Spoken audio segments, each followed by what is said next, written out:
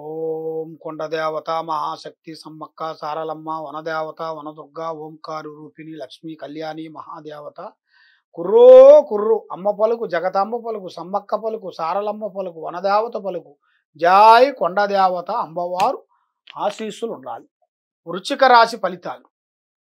ఈ రాశి వాళ్ళకి ఆదాయములో 8, ఖర్చు 14, రాజపూజిత 4, అవమానాలు 5. ఈ రాశి వాళ్ళకి అదృష్టము, జీవితము, లలాటకము, యోగము, నక్షత్రము, స్థాన బలము, పూజ బలము, యోగ బలము. ఓం శక్తి. అదృష్ట జాతకములో చూసుకుంటే వీళ్ళకి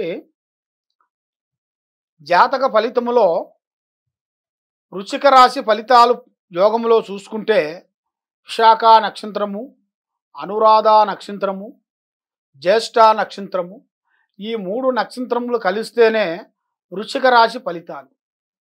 ఈ వృశ్చిక రాశి వాళ్ళకి అదృష్టము, చేసే కార్యక్రమాలు ఆదాయములో తక్కువైనా కూడా ఖర్చు ఎక్కువగా కనబడుతుంటుంది. ఖర్చు ఎక్కువైనా కూడా ఆదాయం తక్కువైనా కూడా ఇలా ఆదాయాన్ని పెట్టి వీళ్ళకి ఒక స్థాయిగా ఎదగాల్సిన యోగం అనేది ఇలా జాతక ఫలితంలో కనబడుతుంది. కానీ ఏ విషయమైనా కూడా మనసులో ఉన్న విషయాలని యథార్థంగా మాట్లాడతారు. మనసులో ఒకటి, బయట ఒకటి, నటించే నటన అనేది వీళ్ళకు ఉండదు. ఏదైనా ఓపెన్గా ఉంటారు.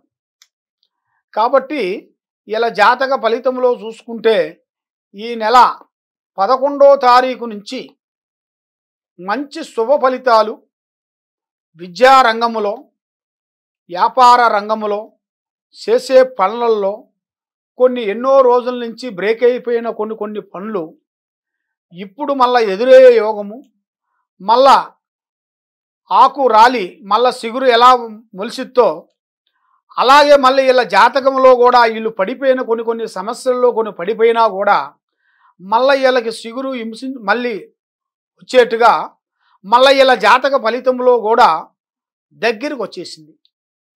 ఆ భగవంతుడు దయ వల్ల మంచి శుభ ఫలితాలు, మంచి కార్యక్రమాలు, మంచి విదేశాల ప్రయాణాలు, వీళ్ళు చేసే ఉద్యోగాల విషయాల్లో కూడా పెద్ద స్థాయిగా ఎదగాల్సింది కూడా చదువు రంగంలో కూడా ఐఏఎస్, ఐపీఎస్ లాంటి పెద్ద చదువుల్లో కూడా వీళ్ళకి పెద్ద అభివృద్ధిగా రావాల్సిన జాతక ఫలితాలు అతి త్వరలోనే కనబడుతున్నాయి. కానీ తప్పకుండా అనుకున్న విషయాలని వీళ్ళు సాధించగలుగుతారు, కష్టపడతారు, పూర్తి చేస్తారు. ఇష్టం లేని పనులు కూడా ఇష్టం చేసుకొని కష్టంగా దాన్ని భావించేసి ఎన్నో విధానాలుగా ఆలోచన చేసి ముందుకు రావాల్సిన యోగం అనేది ఇలా జాతక ఫలితంలో కనబడుతుంది.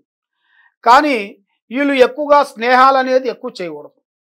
ముగ్గురు కలిసి స్నేహం కానీ చేసే బిజినెస్ వ్యాపారాలలో కూడా పార్ట్నర్షిప్ అనేది ఉంటే, పొత్తు అనేది ఉంటే చాలా వరకు వీళ్ళకి నష్టాలే కనబడుతున్నాయి. ఏది చేసినా కూడా స్వశక్తిగా సొంతంగా పోరాడితే వీళ్ళ జాతకంలో పెద్ద స్థాయికి ఎదుగుతారు. కాబట్టి కుటుంబంలో కొన్ని సమస్యల్లో కొంచెం బాధపడుతూ ఉంటారు.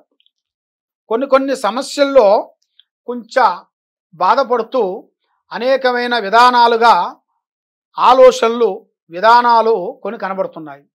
వీళ్ళకి సర్పదోషం కనబడుతుంది. సర్పదోషం అంటే పాము దోషం. ఆ పాము దోషం వల్ల వీళ్ళు ఎంత ఎదిగినా కూడా ఒక్క కాటు ద్వారాగా మళ్ళా కింద పడిపోతుంటారు.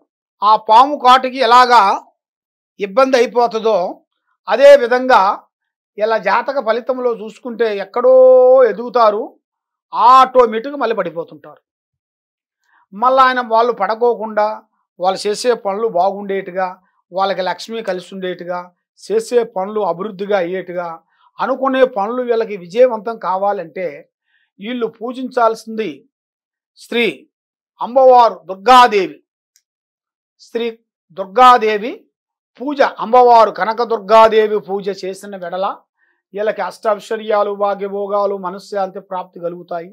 వీళ్ళు ఏ విధంగా అనుకుంటున్నారో ఆ విధంగా వీళ్ళు తప్పకుండా పూర్తి చేయగలుగుతారు. వీళ్ళకి ఎలాంటి దోషాలు ఉన్నా కూడా ఆ శాంతం హోమం చేసుకుంటే వీళ్ళ కుటుంబంలో మెయిన్గా ఉండాల్సిన లక్ష్మీ హోమం, గణపతి హోమం, దుర్గా హోమం, ఈ 3 హోమాలు వీళ్ళ కుటుంబంలో చేయించిన వెడల, ఇంట్లో కానీ లేదా దేవుడు గుళ్ళో కానీ చేయించిన వెడల వీళ్ళకి మంచి శుభ ఫలితాలు వీళ్ళు పొందుతారు. వీళ్ళు అనుకున్న పనులు జయప్రదంగా అవుతాయి. ఇంకా ఎలాంటి సందేహాలు కానీ ఎలాంటి డౌట్ కానీ ఉన్నా కూడా తప్పకుండా మమ్మల్ని సంప్రదించండి. మీకు ఏ డౌట్ ఉన్నా, ఎలాంటి ప్రాబ్లం ఉన్నా, ఎలాంటి టెన్షన్లో ఉన్నా, ఎలాంటి బాధల్లో ఉన్నా కూడా తప్పకుండా మేము మీకు ఒక సొల్యూషన్ చెప్పి దానికి ఏం చేయాలో మేము రెమెడీ చెప్పగలుగుతాము. సర్వోదన సుఖినో భవంతు. ఓం నమః శివాయ.